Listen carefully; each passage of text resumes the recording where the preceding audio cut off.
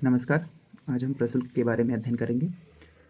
प्रशुल्क यानी कि एक प्रकार की बाधा। और बाधा किस प्रकार की है ये बाधा किसी देश यानी विदेशी वस्तुओं के आयात पर लगाई जाती है। विदेशी वस्तुओं के आयात पर प्रतिबंध लगाने के लिए सरकार जो एक बाधा लगाती है वह क्या कहलाती है? प्रशुल्क कहलाती है। बाधा कई प्रकार की हो सकती है, गैर प्रशुल्क भी बाधा होती है, ऐसी बात नहीं है। तो हम आज केवल प्रशुल्क के बारे में अध्ययन करेंगे। तो प्रशुल्क का तात्पर्य है कि सरकार द्वारा दूसरे देश के आयातित वस्तुओं पर लगाए जाने वाले कर से होता है। प्रशुल्क क्या करता है? आमतौर पर क्या करता है? घरेलू वस्तुओं की सुरक्षा के लिए लगाया जाता है। ठीक है, घरेलू वस्तुओं की सुरक्षा के लिए लगाया जाता है। तो हम क्या करेंगे? घरेलू वस्तुओं को संरक्षण प्रदान करने के लिए सरकार क्या करती है? प्रशुल्क लगाती है। तो प्रशुल्क एक प्रकार का कर है जिसे उस समय लगाया जाता है जब वे अंतर्राष्ट्रीय सीमा को पार करती हैं। ठीक है, क्या करती हैं? जब वे अंतर्राष्ट्रीय सीमा को पार करती हैं तब प्रशुल्क लगाया जाता है। यह देश के आयात तथा निर्यात दोनों पर लगाया जाता है, परंतु मुख्यतः यह क्या होता है? यह आयात पर लगाए जाने वाला कर होता है। ठीक है, तो प्रशुल्क है हमारा इस प्रकार से। और एक अन्य परिभाषा की तरह अन्य परिभाषा के माध्यम से देखें तो प्रशुल्क आमतौर पर लगभग 5% तक लगाया जाता है, परंतु अंतर्राष्ट्रीय बाजार में प्रशुल्क लगभग 5% तक लगाया जाता है। परंतु क्या किया जाता है कि जब कोई भी देश अपनी जो घरेलू वस्तुओं को संरक्षण प्रदान करने के लिए अगर प्रशुल्क की अत्यधिक मात्रा की आवश्यकता अगर उसे होती है तो वह इससे भी अधिक मात्रा में प्रशुल्क को लागू कर सकता है।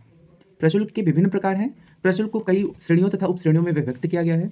जैसे लागू करने के आधार पर हम बात करें तो लागू करने के आधार पर हम 4 प्रकार के प्रशुल्क की बात करते हैं, जिसमें हमारा विशिष्ट प्रशुल्क होता है, मिश्रित प्रशुल्क होता है, विसर्पी प्रशुल्क होता है, मूल्यानुसार प्रशुल्क होता है। तो विशिष्ट प्रशुल्क क्या होते हैं? विशिष्ट प्रशुल्क वे प्रशुल्क होते हैं, ठीक है, विशिष्ट प्रशुल्क वे प्रशुल्क होते हैं जिनका भार तथा माप सरकार क्या करता है? भार तथा माप को ध्यान में रख करके उस वस्तु के ऊपर प्रशुल्क निर्धारित करता है, वह क्या कहलाता है? विशिष्ट प्रशुल्क कहलाता है। ठीक है, विशिष्ट प्रशुल्क कहलाता है।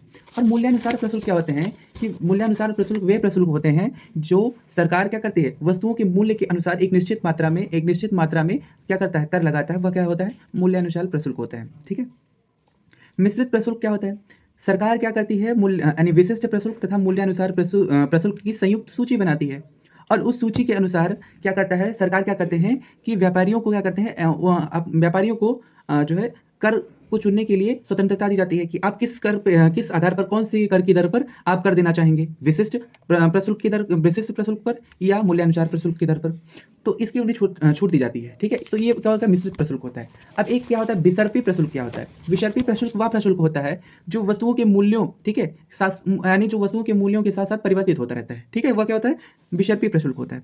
अब देखिए, प्रशुल्क को लागू करने का उद्देश्य के आधार पर प्रशुल्क की हम बात करते हैं तो उसमें 2 प्रशुल्क होते हैं, एक संरक्षण को प्रदान करता है, दूसरा राजस्व।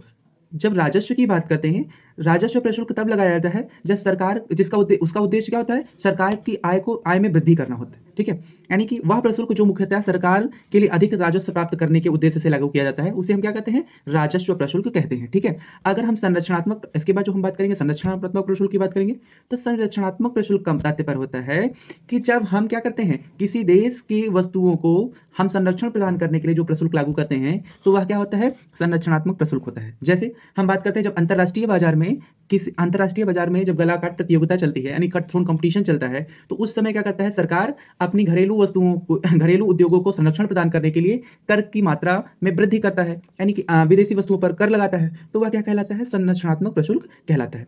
अब देखिए, विभेद के आधार पर जो प्रशुल्क का वर्गीकरण है उसमें विभेदात्मक प्रशुल्क आते हैं और जो है गैर विभेदात्मक प्रशुल्क आते हैं। तो विभेदात्मक प्रशुल्क क्या होंगे? कि देखिए, वे ऐसे प्रशुल्क होते हैं जिसमें भिन्न-भिन्न वस्तुओं पर भिन्न-भिन्न प्रकार के जो है कर की दर लगाई जाती हैं।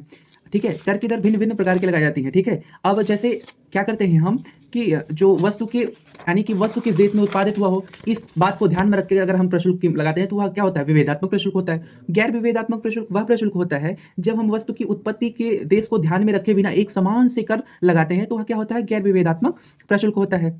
अब एक हमारा होता है आयात प्रशुल्क। आयात प्रशुल्क क्या होता है? जब हम विदेशी वस्तुओं के आयात पर प्रतिबंध लगाते हैं, प्रशुल्क की मात्रा लगाते हैं, तो वह क्या होता है? आयात प्रशुल्क होता है। अन्य शब्दों में अगर हम कहें कि यदि विदेशी उत्पादों को घरेलू देश की सीमा में दाखिल होने पर घरेलू देश उस पर क्या करता है? प्रशुल्क लगाता है, तो वह क्या होता है? आयात प्रशुल्क कहलाता है।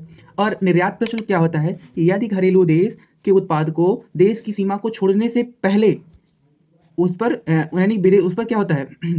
छोड़ने से पहले प्रशुल्क लगाता है तो वह क्या होता है, निर्यात प्रशुल्क होता है। ठीक है, तो इस प्रकार हमारा प्रशुल्क रहा और इसके बाद में हम प्रशुल्क के प्रभाव को नेक्स्ट वीडियो में समझेंगे। धन्यवाद।